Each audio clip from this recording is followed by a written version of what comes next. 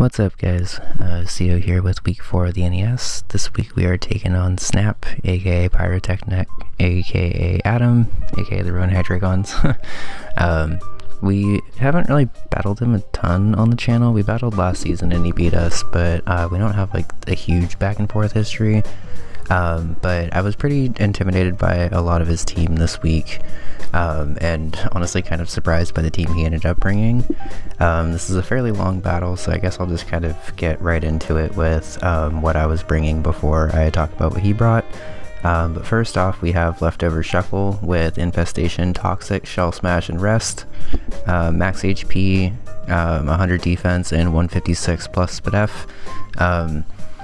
I'm going to be perfectly honest, rest in peace HBK taught me how to use contrary Shell Smash Shuckle this week because I realized it did a ton to his team. If I can figure out what on his team has Taunt, which is likely Infernape, possibly Dusclops, I think, because I think it's still slow but still faster than Shuckle, so it can still taunt it and stuff. Or if you would have brought Milotic or Mew, I would have had to be careful for that as well. But basically once this thing gets up to +1, it becomes very hard to take down, and once it gets up to +2, it becomes pretty much impossible to take down. I'll kind of explain how this set works later, I guess. Next up is Mega Alakazam with Size Shock, Shadow Ball, Energy Ball, and Substitute. Max special attack, max speed, and a little bit of SPDF. So he doesn't really have a switch in to Mega Alakazam at all. His best defensive switch into it was Mew, which didn't come, and his best defensive switch into it this game is Dusclops, who if I weaken I can kind of just kill with Shadow Ball anyway. He doesn't have anything to take a Size Shock, and if I get this on the right thing I can substitute. Sub was mostly for Sucker Punch Mew, which I don't know if I actually practiced against, but was something that I was kind of a little wary of, I guess. And plus I didn't really need anything for the other coverage, I guess. But like I said, he doesn't really have a switch in for this, so if I can get it in and it gets the right thing, I can kind of just start punching stuff pretty hard. Next up is ICMZ Tapu Fini, Taunt, Haze, Surf, and Ice Beam, max HP, 132 plus SPDF, or defense, sorry, and 124 attack. The special attack investment is to make sure that I 2-hit KO Infernape all the time. That's basically just taken out of max defense just to make sure that I'm pretty bulky. Tapu Fini already has pretty good SPDF, so I figured I might as well be more defense oriented to take on Mudsdale a little bit more, because if you haven't noticed, Mudsdale's kind of scary for my team. So Tapu Fini is kind of important this week because it switches into a lot of his stuff.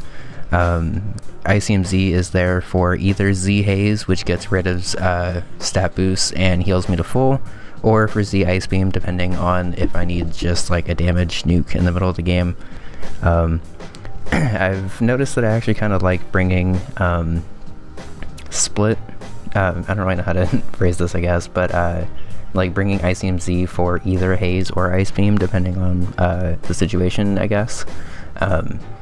Because I actually noticed in practice that like an Assault Vest 2 cannon actually kind of was an issue for my team, surprisingly. Sheer Force ends up kind of hitting pretty hard, and with an Assault Vest it's actually fairly bulky. So if I needed to go for like a Z Ice Beam against that or whatever, just to do damage to it, to make sure that Electivire was able to come in and clean up or whatever, that was nice. But most of the time this was for Z Haze, just to kind of switch into stuff, get worn down, and then just heal back up to full. Anyway, next up is Unburdened Misty Seeds Hitmonlee with Poison Jab, Close Combat, Knockoff, and Earthquake. Max attack, max speed, and a little bit of SPDF, I guess. I've brought the same set like 3 or 4 times now, I guess. But basically it's just meant to switch in on Misty Terrain, get the +1 SPDF boost, which Hitmonlee actually kind of likes because it already has really nice SPDF, and then just have like neutral coverage to hit everything on his team. I have to make sure that Statlin's a little bit more weakened for it before I go into Hitmonlee, because it likely has Intimidate. He doesn't actually have like a Sand Setter really outside of Mew, unless Mudsdale gets Sandstorm, but I don't remember. But I doubt that he's Sand Rush this week anyway, so next up is Zap Plate Electivire with Earthquake, Fire Punch, Wild Charge, and Volt Switch. max attack, max speed, a little bit of special attack. Mainly meant to switch into Jolteon Thunderbolts, outspeed thanks to Motor Drive, and then Oko with Earthquake. He doesn't have a lot of switch-ins to Earthquake into Wild Charge, I guess. Altaria is the only one that really wants to do that, and even then I can just kind of Volt Switch out into Muk or something. But Electivire is basically only here for Jolteon. Hindsight's 2020, but I kind of wish I was a Solvest this week, but I'll get into that a little bit later. And finally we have Alolan Muk with a Figgy Berry and Gluttony. It's a Curse Recycle knockoff Poison Jab set with max HP, 76 attack with an Adamant Nature, 172 defense, and 4 Speed F. I'm not gonna lie, I was actually pretty proud of that EV spread, because basically what it was a bulky, hard-hitting Muk that once it gets up to +1 or +2, kind of just Oko's a lot of Snap's team, and then I can just do like Curse Recycle shenanigans to kind of just go through, make sure that I'm actually getting reliable recovery, and then just hit everything hard with Stab. He doesn't really have anything that wants to switch into both Poison and Dark type stuff. Infernape's the best he's got, I guess, but even then it's not really super likely. So finally previewing what he actually brought. I was expecting Jolteon because Flame Orb Jolteon actually outspeeds Mega Alakazam and is able to pivot around on a lot of stuff. I expected Infernape because I had brought Kartana every week, but as you noticed I haven't brought Kartana this week. I figured he was probably either going to bring Scarf Infernape or Vacuum Wave Infernape just to make sure that Kartana didn't get out of control. So because of that and that alone I decided to not bring Kartana. But I figured Infernape was coming, so I had a couple of checks for it. And I figured Mudsdale was probably going to be coming over Milotic, again because I've used Kartana so much. I didn't expect him to bring both Mudsdale and Milotic. Even though if he did actually bring both, it would have been kind of scary for this team, because I don't have a ton to break through that without Kartana. But luckily he didn't really think of that, I guess.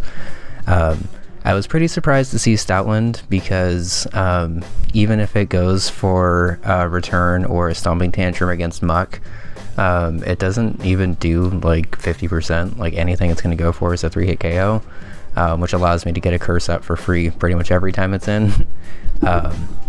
Even though I guess it's threatened by Mudsdale, I guess, but Stoutland was just kind of surprising. Dusclops was a little surprising just because my team is like susceptible to Trick Room, I guess, but Dusclops isn't really like a very good like own Trick Room user, I guess. Since I can basically again just go into Muk, get a curse up, and then actually outspeed a lot of his team under Trick Room, which doesn't really help him very much. And I can also just go into Shuckle if I want to and be the fastest thing alive under Trick Room. So I was pretty surprised to not see Mew, just because it does so much, and it is kind of the best switch-in I thought he had to Mega Alakazam. And I was pretty surprised to not see Roserade because I know he loves it. Mega Altaria is kind of scary in its place, I guess, just because if it's a speedy one, Tapu Fini can't get a taunt off without being outsped first. And then a +1 Altaria is obviously kind of tough to break through sometimes. And it could also just be a special one, which I'm a little bit more prepared for, just given the layout of his team, I guess.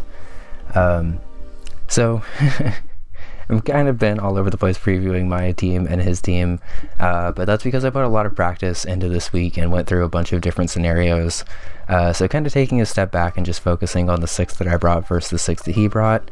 Shuckle can basically come in at any point and sweep as long as I get rid of what I assume to be Infernape, or at least kind of check and see what set it is. Potentially the set on Dusclops and potentially the set on Mega Altaria, just because I don't want to let it set up a bunch alongside me, I guess. Mega Alakazam doesn't have a switch in on his team except for Dusclops, but even that doesn't really want to take a couple of Shadow Balls, so if I can get any prior damage on it, it's pretty much done. Tapu Fini is a good defensive switch in to the middle 3 things of Infernape, Mega Altaria, and Mudsdale. Hitmonlee is a good late game cleaner if I can get rid of Stoutland. Electivire is basically only here for Jolteon, and Muk can pretty much set up all over Stoutland, which gives nice synergy with Hitmonlee, I guess.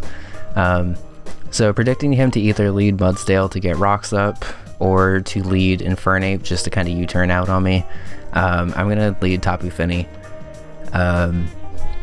He ends up leading Infernape, which is fine. I can take a Thunder Punch pretty easily because I'm pretty defense invested, and kind of gauge what set this is.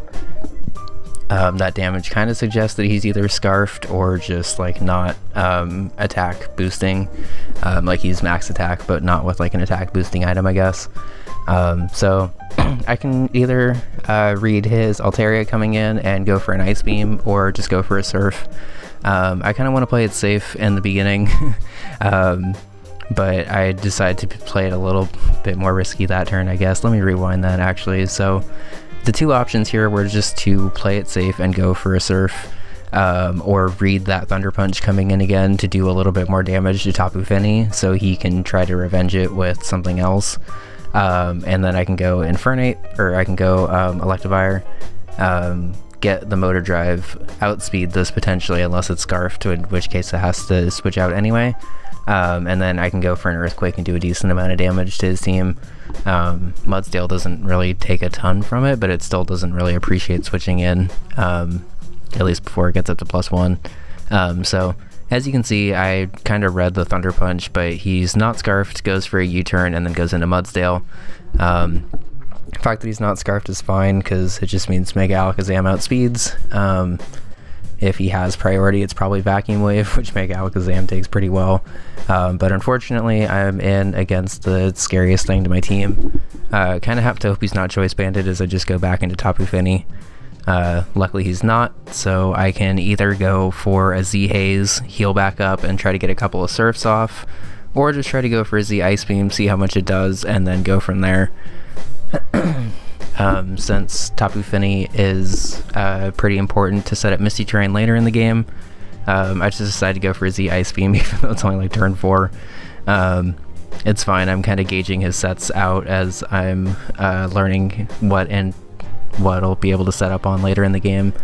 So the fact that that only does 41 suggests that he's Assault Vest, but luckily because it looks like Earthquake's only doing about 30%.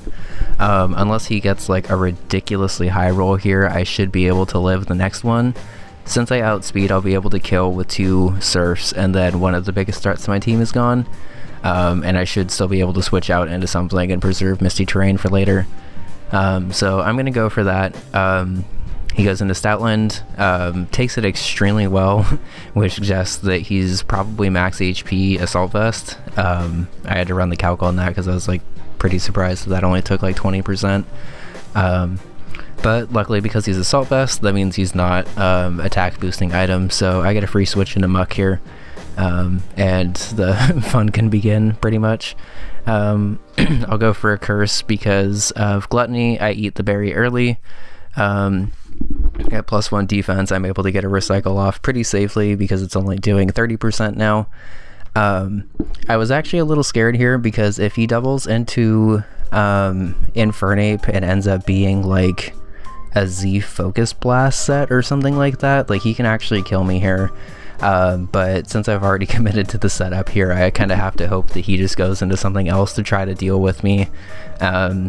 If I'm able to get another Curse up, I can live any attack that he goes for on the physical side. I'll have the Figgy Berry again because I just went for Recycle, which means that I'll take the hit, eat the berry, get back up to about where I'm at now, and basically OHKO anything that comes in.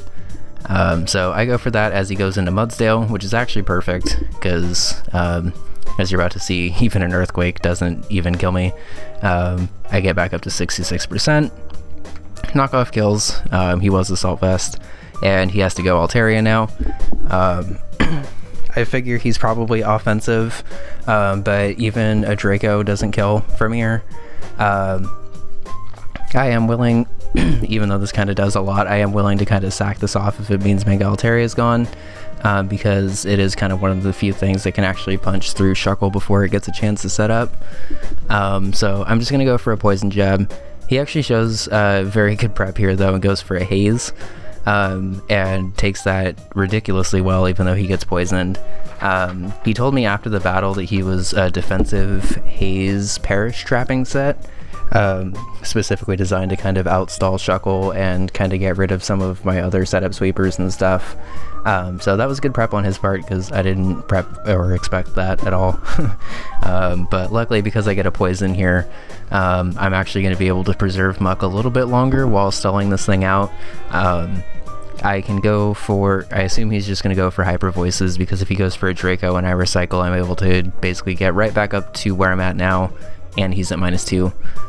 If he goes for Dragon Dance Earthquake, I'll probably just end up sacking Electivire on the Earthquake, I guess. But either way, I should go for a recycle here and see what he wants to do. He does go for Hyper Voice, because I'm max HP, I'm able to take 50% from that and just get right back up to where I am before. Figure he's just going to do it again. Luckily 50% is the high roll, so I just get it back. And yeah, Muk gets its second kill of the game. Jolteon comes in. I don't want this thing to be Specs, Thunderbolt, and actually take me out here, because I can still basically freely switch in this thing against Stoutland, and set up again. So I'll try to make the read for Thunderbolt again. Unfortunately, because I'm not Assault Vest, I don't live that second Shadow Ball. Since it was a crit, I don't really think it matters anyway. But I did the calc while I was running that and realized that he probably, well, he wasn't Specs based on the fact that I only did 30%. So the fact that he's not Specs means that even if he goes for a Thunderbolt, I'll be able to live and go for either a knockoff or set up again. At this point, there's really nothing stopping me from setting up, because if I just go for a curse, get up to +1, knockoff is going to kill this thing as well as whatever else comes in. And then I'll just be able to curse recycle my way back up, I guess. So he goes Stoutland. I recycle my Figgy Berry just to make sure I'm able to live anything. Get back up to full, but flinch, of course. But as we saw before, he's not 2-hit KOing me with anything. And he gave up on trying to Iron Head flinch me, at least for a little bit there. So as long as I just keep curse recycling, the plan here is basically just to get up to +2 attack, +3 defense, because then I can basically live anything he wants to go for. He starts going for Ice Fang, which is kind of annoying. I guess it was a good prep to bring against my Flygon that I didn't have, but it's a little annoying that he got flinch out of it, I guess. So I'm up to where I want to go. He goes for an Ice Fang, gets a crit, gets a flinch. So I gotta get one more recycle off here before I can actually feel good to go. And I would actually like a berry if possible. But I am willing to knock this thing out, but unfortunately I get frozen on turn 27. So I basically just have to kind of come in and spam knockoff so he doesn't go into something that can actually kill me here. Khalil Muk stays frozen, I guess. So unfortunately, as you can kind of tell from my tone for this, I don't ever unfreeze. I set up pretty much perfectly with that thing and was in position to sweep. Knockoff into Poison Jab basically killed the rest of his team there. But what can you do? Like, that's why you go for Ice Fang, I guess. I'm a little annoyed that he got flinches and a freeze out of it. Like, I would have been okay with one or the other. But either way, since he's not Specs, and since I've already, like, more than confirmed that, I'm free to go Shuckle here, set up a Shell Smash, and start my second setup sweeper. I'm actually a little scared that he's going to be Taunt here, just based on like how quickly he went into that. But since he's Toxic, I'm perfectly okay with that. I'm Toxic Infestation Rest, so even though he has Shadow Punch and gets a crit there, it only does 15%. I'm going to take this opportunity just to get up to my +2/+2. If you're wondering why Shuckle is setting up defenses instead of attack with the Shell Smash, it's because I'm contrary. Contrary is an ability which reverses stat gains, so Shell Smash ends up kind of unsmashing a shell, I guess, and making it even stronger. Shuckle's attack doesn't matter in any way, shape, or form because it's only like 5 anyway. And as you can see, like even stab moves from this thing aren't doing anything. I'm just going to keep setting up Shell Smashes just to make sure, because it'll reduce the likelihood of me dying from double crit here, I guess. But basically, as soon as I get something in that's not Dusclops with an infestation, it's trapped and Toxic can start wearing it down. I can basically just freely Shell Smash and rest. And as you can tell by the tone of my voice, this battle's pretty much over here. Shuckle's gonna go ahead and pick up 4 kills. I was a little surprised that he didn't bring Taunt on Infernape, because that would have actually kind of made this a little bit more annoying. I think I would have been able to play around it still. By the way, it's kind of funny that he gave me an attack boost, not like it matters in any way, shape, or form, but you can see that even super effective moves are only doing like 10%, and I'm basically just healing it back up with leftovers. This set is really, really dumb, even when like you get flinched and you get frozen and stuff earlier in the battle, like it just doesn't really matter. I gotta give him props because the Mega Altaria that he brought actually would have shut this thing down and forced me to switch out. I got a little fortunate that he brought Stoutland and that I EV'd Muk to basically take advantage of Stoutland completely. The only way that it didn't was if Stoutland was choice banded, which I would have been able to gauge still, just based on that first initial switch in, I guess. Because if return did like 60% or so, that would have meant that it was choice banded. I would have eaten my berry, and then I would have just been able to probably sack off Hitmonlee, honestly, and then go into Tapu Fini and try to use, or sack off Electivire, sorry, and then go into Tapu Fini to try to use Hitmonlee. I'm pretty happy with how this game played out, though. The end was a little bit stallier than I was kind of hoping it would be, I guess, because I do feel a little bad that I had to bust out Contrary, Shell Smash, Shuckle. I guess I got, like, I want to say that I got a little bit greedy with Muk trying to set up and like stay healthy and stuff, because I guess I could have probably killed like a turn before, but I just wanted to make sure that I was at a high enough health that if he was like a Z move on Infernape, that I would be able to live that and eat the berry and heal back up. I was also a little surprised by the way that Jolteon wasn't Flame Orb this week, because I mentioned that in my prep, but that was the most immediate way I expected it to be able to outspeed Mega Alakazam. It's possible that it was just Choice Scarf with Volt Absorb, I guess, to take care of Electivire a little bit better. But yeah, just kind of my ending thoughts on that. So, good game, Snap. Sorry I had to bust out Shuckle, I guess, but I'm pretty happy that Shuckle got 4 kills. Alolan Muk could have basically just cleaned up the game if I didn't get frozen on that turn or stayed frozen for 5 turns after that, but Freeze is kind of ridiculously dumb, so I can't really like fault anyone for that, I guess. Shuckle did exactly what I wanted it to do, so I'm more than happy for that. Mega Alakazam didn't touch the field along with Hitmonlee, which is kind of cool.